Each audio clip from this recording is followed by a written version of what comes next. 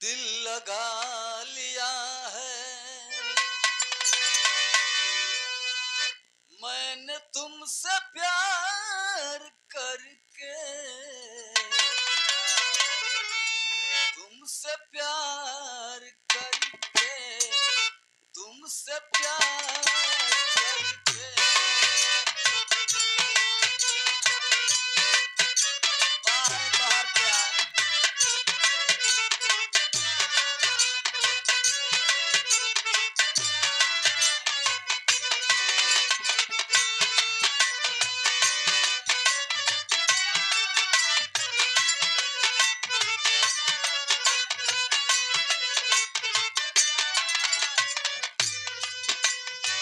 अच्छा तो हेलो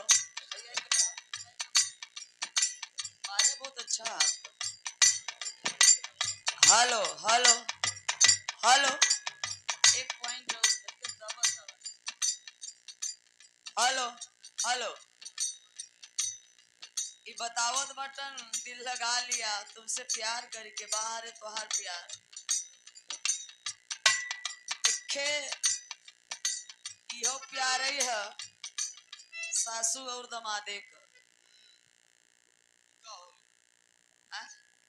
इहो प्यार है और वो प्यार ही है कि जौन 15 बोटी को ड्रम में भराई जाता कि मतलब कि जब तक वो ड्रम रहे तब तक समझ लो प्यार बरकरार रहे देखत रहे। प्यार ऐसा बा है बेचारे देखा केहू ड्रम में भराई जाता केहू फ्रिज में भराई जाता केहू बोरा में भराई जाता। दुकान वाले बेचारे समझ ले बड़ा घाटा लगता ड्रम क्यों नहीं खरीदता है डर तुम्हारा।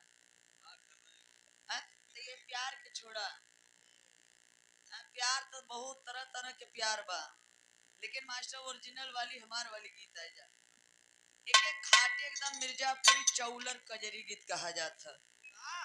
कौन गीत के लाइन में मास्टर जो कि इसमें कुछ ज्ञान मिशन की बात है। गीत के लाइन बा बड़ी सुंदर भाव उधर राकेश जी के तरफ से आप लोगन के सुने की मिला। हम बताए ना कि बधाई के पात्र हैं राकेश जी जब जागो तभी सवेरा। इखे भैया बिरहा जगत का हम सबसे विद्वान कलाकार माने थे सूरज वंशी के। देखते हो वन नेट पे हमरे उनकरे में कितना विद्वानी का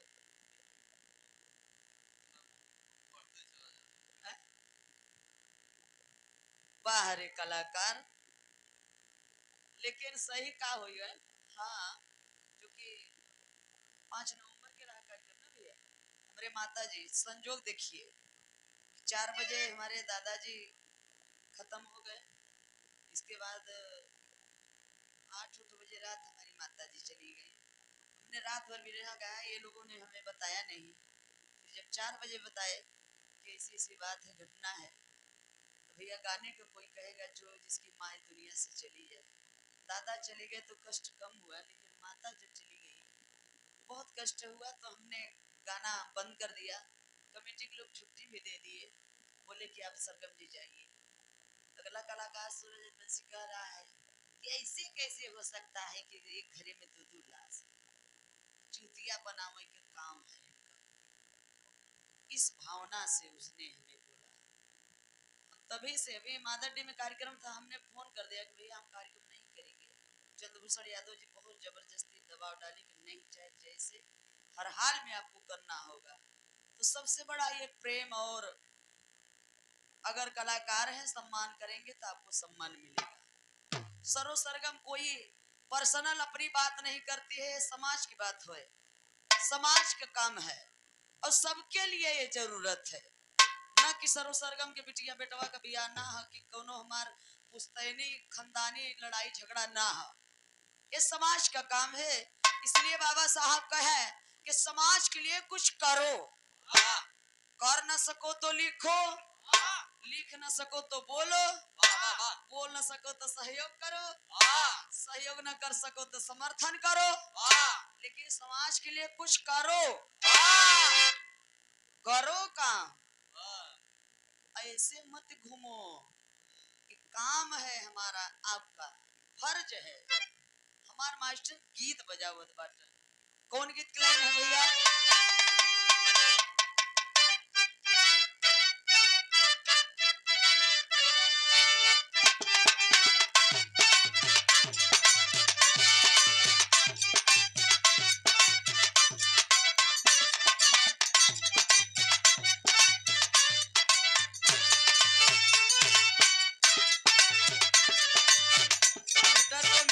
मीटर पे रहे मास्टर गीत बजावत हुआ। ये हमार वाली गीत भाव बा मेहरारून के या कोनो जगह पे का चीज अच्छा लागत है, शोभा का देत है।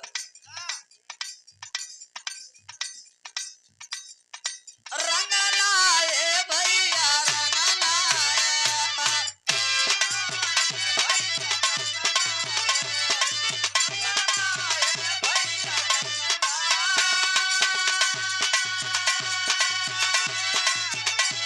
अरे रंगना ए भैया रंगना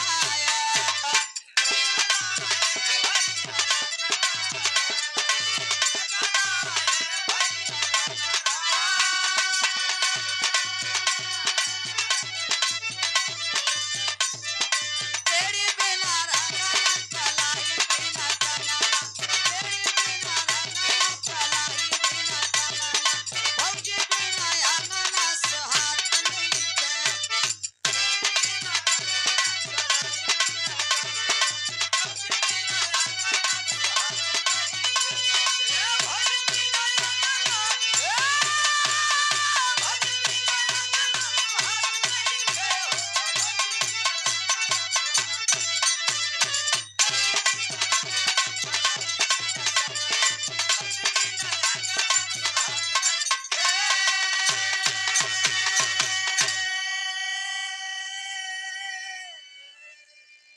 एड़ी बिना रंगना कलाई बिना कंगना भौजी बिना अंगना सुहात नहीं खे।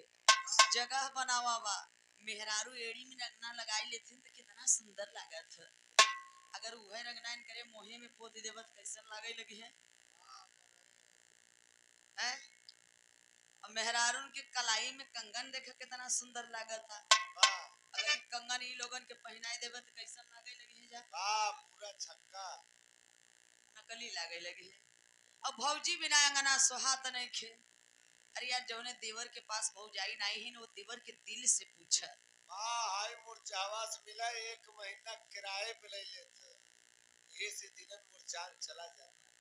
अच्छा दूसरी लाइन में कहा नाम बा है अरे ककारी ए भैया ककारी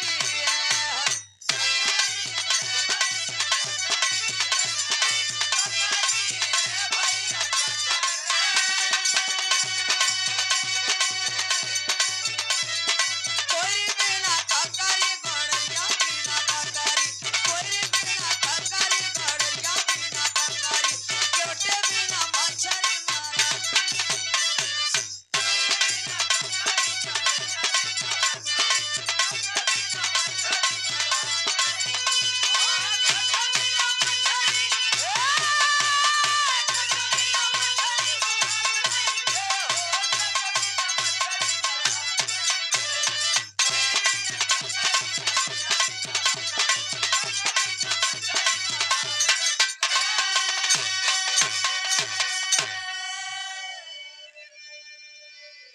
कोयरी बिना ककरी गड़ेरिया बिना बकरी केवट माझी मल्लाहे निषादे बिना मछली मरात नहीं खे।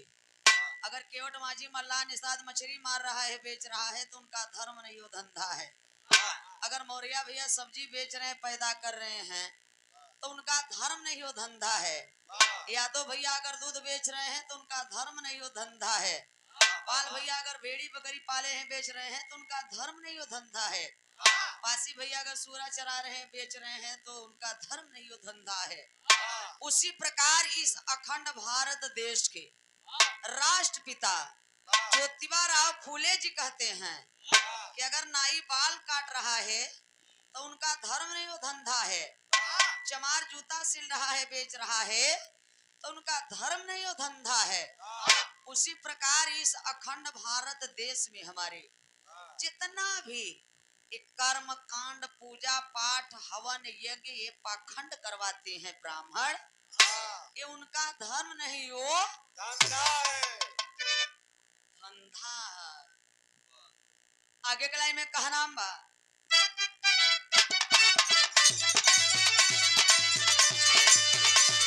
हरवाए भैया हरवाए,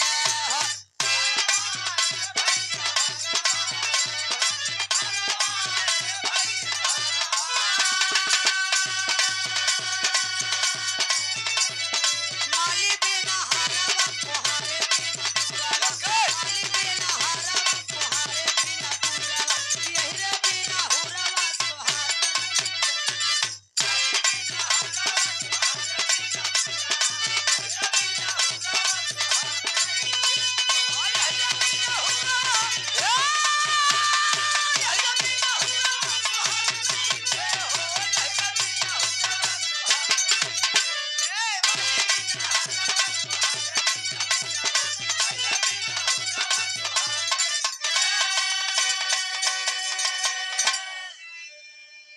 लेकिन दो लाइन में हमार पूरा 85 मूल निवासी का निचोड़ बा है, पर्सनली हमार अलग से रिसर्च बा है। कौन गीत के लाइन बा मास्टर?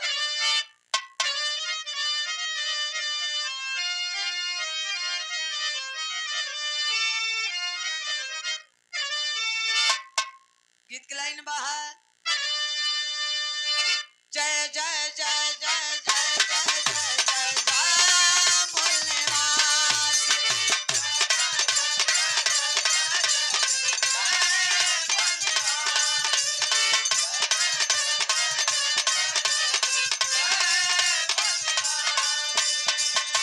जय जय जय जय जय जय जय जय जय मूल निवासी।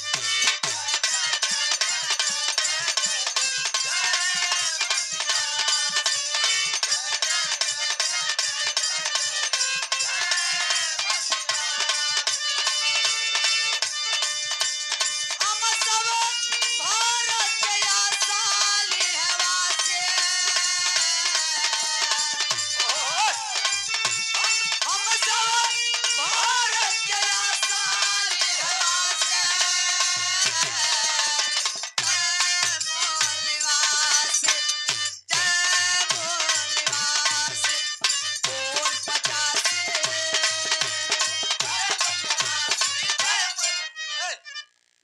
बोल 85 तिमुर चावा कहा था बाभन सत्यानाश। हैं? बोल 85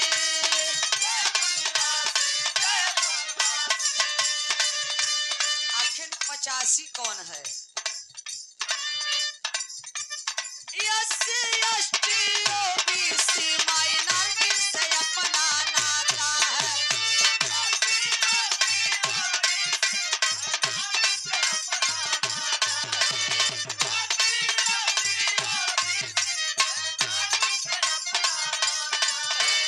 एससी एसटी ओबीसी माइनॉरिटी से अपना नाता, नाता मतलब ये हमारे खून है, हमारे भाई हैं, हम आपस में भाई भाई, दुश्मन को नहीं भाता है,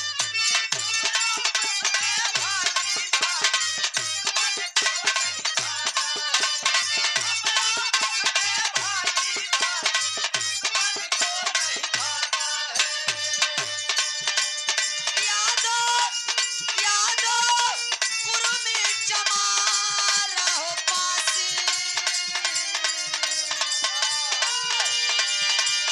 यादव कुर्मी चमार हो पासी,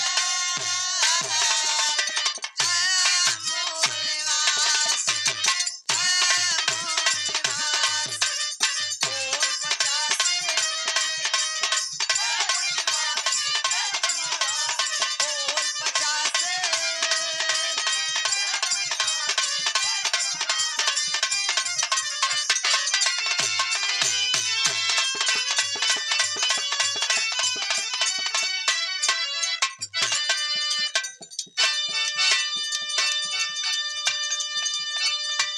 और क्या होगा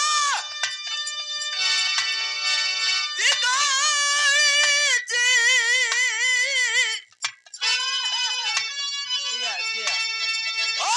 गेहूं का बनाई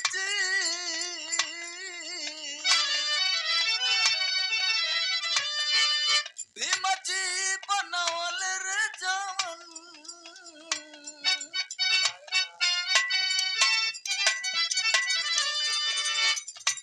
बाबा बनवल जवन भीम